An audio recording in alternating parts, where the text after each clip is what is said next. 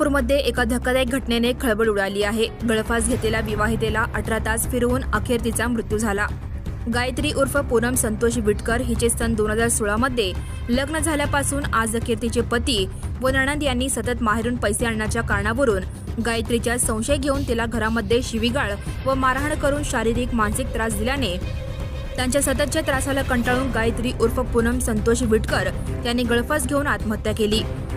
आत्महत्येस प्रवृत्त केल्याप्रकरणी पती संतोष शिवलाल विटकर तसेच नणंद अंबिका गोटे यांच्यावर गुन्हा दाखल करण्यात आला आहे। याबाबत आई सत्यम्मा कानिफनाथ गोखले राहणार 370 सिद्धरामेश्वर नगर MIDC सोलापूर यांनी MIDC पोलिसात फिर्याद दिली आहे। अधिक तपास सहाय्यक पोलीस निरीक्षक मोरे करीत आहेत। Subscribe now and press the bell icon. Never miss an